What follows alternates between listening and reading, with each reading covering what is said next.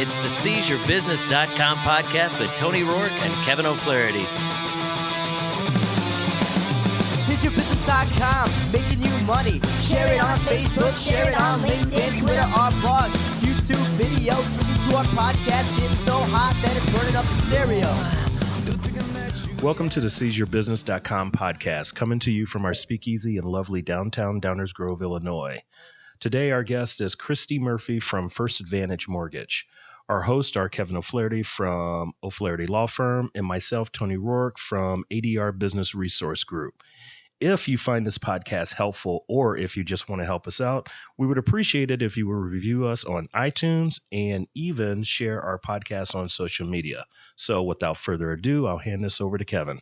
All right, Christi, thanks for being here today. Thanks for having me. Our topic is going to be making connections professionally. And why don't you start by just telling us a little bit about what you do? I am a mortgage loan officer, and I help people get financing to purchase new homes and to refinance their homes. Okay. And you work with First Advantage Mortgage, right? I do, and we're a local company headquartered in Lombard. Okay. And funny story, you actually work with Keith Hoffman, who's actually been a guest on this podcast. I know Keith very well. Yeah. So tell me a little bit about your experience in the mortgage business. Well, I started in the business about 20 years ago, and I didn't start out originating loans. I started out doing administrative work, operations, marketing, training, that type of thing. And then I kind of graduated into this area. Okay. So what are some lessons that you've learned, some hard lessons you've learned that you tell yourself, your 5 years younger self, here's what you got to watch out for, and here's how you can be better at what you do? Well, I think if you learn something from every single transaction and you recognize things that you could have done better and you learn and grow, every deal from the future is going to be a little bit better and everything's different. So if you can apply what you learned on the last deal to the next deal, things are going to go more smoothly. And if you anticipate what you're going to need, you're going to make your life and your client's life a lot easier. Do you have any strategies that you've developed to, kind of systematically learn from your experiences or do that anticipation? I think just knowing what you're going to need and asking for it up front, then you'll need less later on, and just being very thorough and meticulous with your documentation and setting the expectation with your client and letting them know if you want this to go smoothly and if you want this to close on time, you're going to need to cooperate when I ask you for things and get them to me right away. Sure. Well, what do you think? That's just funny. We all know we've been in that spot. Somebody wants you to do something for them. Right. But it's like, pulling teeth. Provide me with the info, data, ID data. And they just sometimes. A lot of times you have to really simplify it and explain why they're going to need it. And then people are more willing to provide it to you. They might be a little reluctant to give you all of their personal information. But if you explain the need for it and why it's going to be required and that it's going to make their life easier to just give it to you now instead of resisting and fighting you, because they're not going to close until they get it. Yeah. So, and I would guess you have a great frame of reference. I said I was going to shut up, but I'm sorry. I just heard something that she said. No, please, go for it. You must have being a sales professional, you have a great perspective because sounds like you've worked in all aspects of the business. I have, and I spent about 8 years training people to become loan officers. Oh, so geez. From start to finish, I would have an 8-week class, 8 hours a day with people that had never done it before. And I had to really break it down in the simplest terms. And I have children too. So I think I sort of applied that mothering aspect of teaching my kids to read and teaching them to do things. I taught people for a lot of years, and I do that with my clients. And I take the time to teach and educate them and make them comfortable because it's intimidating. It's a very scary thing to apply for a $300,000 loan. Yeah. And never having done it before. Nice. Well, and getting all that documentation together and the personal financial statement, it can seem out front like a whole lot of work. So the more preparation you do and the more you have a checklist for exactly what you need, probably the easier it is for your client. Absolutely. And it's a lot better if you can get started 4 or 5 months before you're ready to actually go shopping, because I can help them strategize to require less later on. Like, for example, letting them know this is what we're going to look at on your tax returns, or this is what we're going to look for on your bank statements. And we're going to need 2 months of clean bank statements. So if you have a lot of deposits, for example, we're going to be asking the source of those deposits. If you don't want to provide that, then wait a couple of months, don't put deposits in, and then that problem goes away. Got it. Well, on the preparation, the front end preparation thing, when I started practicing, I didn't have all my forms together, my questionnaires, and it really hurt my efficiency, because if I'm charging someone a flat fee to prepare something and I have to keep going back to them for more information or more questions, it doesn't make me look good that I'm not, I haven't done this a million times before. I don't have my standard questions that I need from everybody. Exactly. And it also hurts my efficiency. It does. It's a lot easier to touch that file once than, every day for 3 weeks and getting what you need. It's kind of like we've talked about creating systems and checklists in the past, and how it's, when you're in a hurry to get something done, you think, "What, man, I can't take the time to create this process," but it'll save you in the long run so much time if you just, the first time you go through something, think ahead. Here's all the information I'm going to need. Here's what think through all the steps in the process ahead of time and prepare your system before you even start the project. Absolutely. 100% agree. So let's talk about the topic today, which is going to be making connections with professionals. You told me that you recently started networking for the I first did. time. I started in the business in 1995, and up until about 2 years ago, I always worked for companies where I was considered inside sales, meaning the company provided leads to me. I would sit at a computer and with a phone, and I might talk to a customer in Tennessee or Minnesota or Wisconsin, mostly never meeting them face to face, everything over the phone and computer, and they were coming to me through maybe LendingTree and Zillow, etc. And the thing is, they're very, very competitive. Those customers tend not to be super loyal to you, and they tend to be one-term deals. Like, you close that deal and then you never hear from them again, no matter how much you try to continue that relationship. So a couple of years ago, I made the decision to switch to what's more of an outside sales, which is where I'm at now. And that means I have to bring in all of my own customers. And it takes a while to get going, and you have to have the patience, and you have to have the confidence in yourself that maybe instead of closing 100 deals that first year, you might only close 20 or 30. But the key is to make the relationships with the other professionals like yourself or realtors or financial planners, etc., that will refer those customers to you. And it's not going to happen overnight. People like to do business with those that they know, like, and trust. Sure. And they're not going to know, like, and trust you after meeting you once over coffee. It may take 6 months for them to get warm and fuzzy. You may join networking groups, and you can also help other professionals, not just by referring clients to them, but by introducing them to other professionals that can refer business to them. Like, I may not have 100 clients that need an attorney, but I might be able to introduce you to 10 people that each have 5 clients, and then those clients may bring more business to you. So even though I can't personally refer 100 people to you, I can still add value to your business and you to mine. We've talked about that in the past too.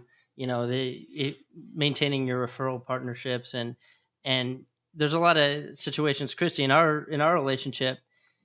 Probably you're going to send me more business than I can send back to you, because by the time someone comes to a real estate attorney, they've already got Correct. their loan. But there's other ways to add value. And like you're saying, one of the ways that I can add value is put you in touch with people who can send you business, and be thinking intentionally about making connections for you that'll be beneficial. Absolutely. And I also have to work not just with that realtor that has referred that client to me. There's another realtor on the other end representing the seller. There's a buyer's attorney. There's a seller's attorney. So you're trying to impress multiple people as well as the actual home buyer. Sure. And you never know where that next referral might come from. The seller's realtor might be very impressed. You have to ask people to write reviews for you. You have to ask them for the business. You can't be shy about it. It's not going to just happen. You have to really prove yourself. And they're not going to send you their cream of the crop deals. They're going to send you the ones that nobody else can do or nobody else wants. That difficult client, the $75,000 home purchase. And if you can really impress them on those, you might get the cream of the crop deals down the road. So one thing you brought up, and this is an interesting topic to me. You mentioned that when you grab that first cup of coffee with somebody, you're not going to have their trust yet, and it's going to take a while to earn that trust. In your experience, how do you go about building that relationship from the here's my business card, we should grab coffee, to now we're friends and we're going to be sending our business to each other? You have to tell them, look, I know you're already working with other people, but give me a shot. I'd like to interview for the job as your lender. Maybe you have 10 clients you're working with. Why don't you give me a chance on one and see how that goes? You can't ask them to send you all 10. They're never going to trust you because their paycheck is at stake and they want to see how you do. So they're going to give you one that maybe they can afford not to go as smoothly. Maybe it's somebody that they are good friends with and they're not worried about that customer getting upset. So they might give you a shot on that. But if you can deliver, Like, for example, I have a realtor that you know, Joe, Mhm. and the first deal I did with him, we closed in 3 weeks, and it was a VA loan. And I think that was pretty impressive. Yeah, I, it's pretty had good. it cleared to close a week before closing, just like I promised I would. Mhm. And if you can deliver on your promises, I think then you're going to gain their trust. But it's hard to get that first chance, and you may have to have 10 different people to find one that's going to give you that shot. But you don't need all 10 to give you a shot. You don't need 20 or 50 people sending you 10 deals a year. You just need a few, and then that'll grow. And they will refer you to other professionals. So it's not necessarily me going out and meeting 10 realtors. It's me doing a great job for 1 or 2 realtors and then having them sing my praises to their other people in their office who are then going to come to me and ask me to work with them. That happened to me yesterday. Troy Golden, who was a Mhm. guest, someone else from his office who I've never met, sent me an email and says, I have a client. Troy recommended you, and great. Just by cultivating that one relationship that I've spent a lot of time cultivating, because he's a good friend of mine. Yeah. You never know where it's going to come from. And that's the best thing, is when people start seeking you out and asking you to work with their clients. Sure. And I think it's not something that happens overnight. It's been a couple of years, and I'm still working on networking and trying to meet new people. And I know that I always have to do that, because just because you have a relationship with someone today doesn't mean that in 6 months or a year they're still going to be sending you business. So you have to keep going out and prospecting for new business, for new referral partners.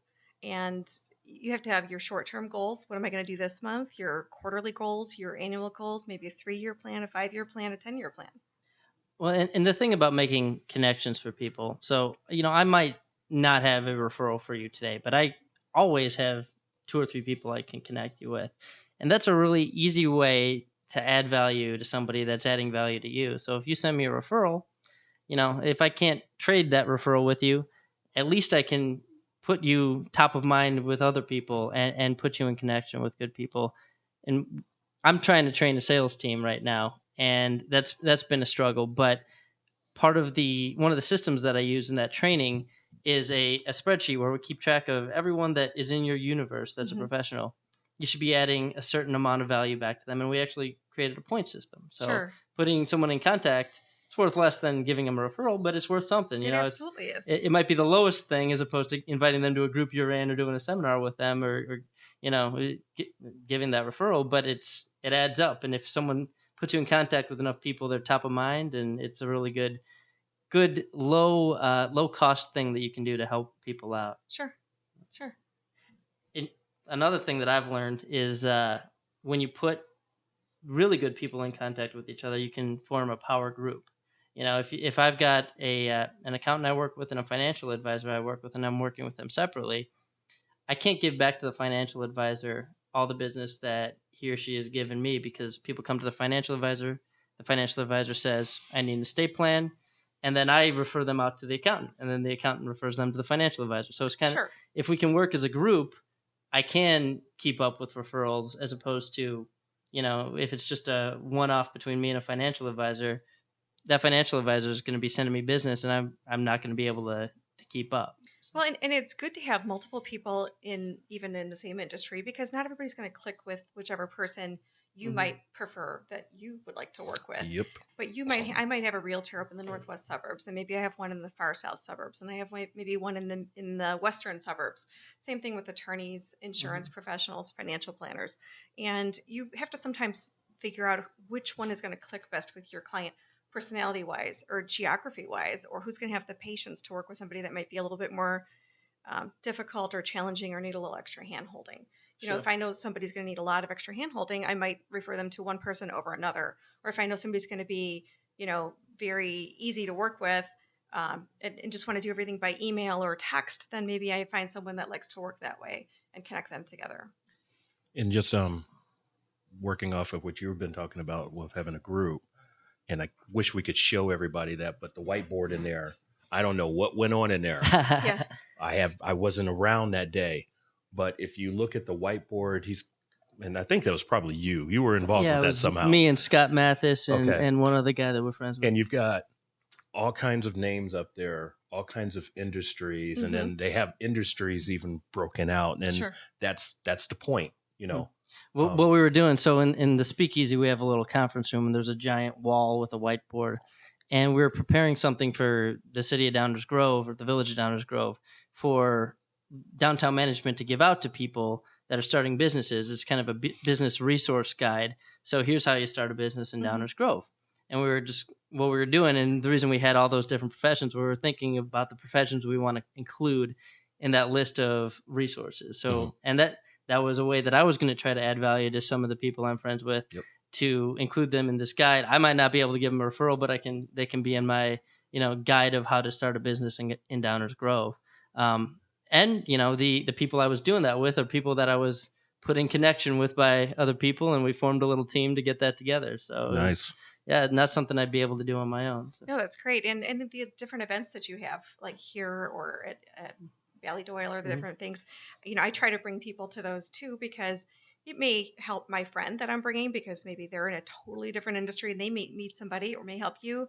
You just never know who's going to meet and discover that I need exactly what it is that you do. Sure. And the more people you can introduce to each other, you're adding value to both of them. And it makes you feel good. It makes you feel really good when you can refer business to somebody else. It's great to receive it, but it actually makes me feel really good to give it and offer it to somebody else. Well, it's pretty cool when, I'm talking to somebody that's been a contact of mine for, a little while, and we have a conversation over a drink, and he starts talking about another contact of mine that I put him in touch with, and they're doing a lot of business together. Right. And now, now we've got it's nice to have one good friend, but it's really fun to have a group of friends, Sure. And that's, amen to that. And Christi and I are in a group together, and we did a seminar a couple months ago, and the entire group came out and supported us, and it was a really good experience. It was nice to have all my friends there, and if one person had come out, that would have been nice, but having 4 or 5 people come out and support you as a unit is a really helpful thing. And especially, that's what you got to build in your business, is a power group of partners that will support you and support your clients, and be intentionally thinking about helping your business grow. And absolutely. And that's the whole knowing and liking and trusting. If you actually like them enough that you want to see them every week, and then also go out for drinks later that night, obviously you like each other and you get along well, and you at that point learn to trust each other, and you have confidence that they're going to treat your clients as well as you do. Have you ever formed any groups before, Christi? No, I have not. That's been a really good thing for me. I put together a group of people that just deal with elder care. I've somehow stumbled across a bunch of different types of people, like someone who helps them transition from their home to a nursing home, someone who helps them find a nursing home, and I do estate planning. So we had about 5 people, and we're all looking to speak to the same types of people. And I just said, hey, let's all get in a room together and talk about ways that we can help our businesses grow. And now we're coming up with a special website for our group and put all sorts of speaking opportunities. And if you just get people together, I could have done that with one person, but it wouldn't have had the legs that it has when you've got 5 people pulling from the same really side of the road. multiplies the more people you have involved, because it's the whole 6 degrees. Everybody knows somebody else who knows somebody else. Time. All right. Well, we got to get Christi out of here. Thank you, Tony. It went by really fast. I thought it was I thought we were 10 minutes into it. Christi's picking up her kids today, so we're getting, and we started a little late from our last podcast. So, Christi, if someone wants to get in touch with you to either refi or get a loan for their new house, how can they do that? Best way is to call or text me, 630-430-5388. Okay, great. Thanks so much for being here today. Thanks for having me. It was a lot of fun.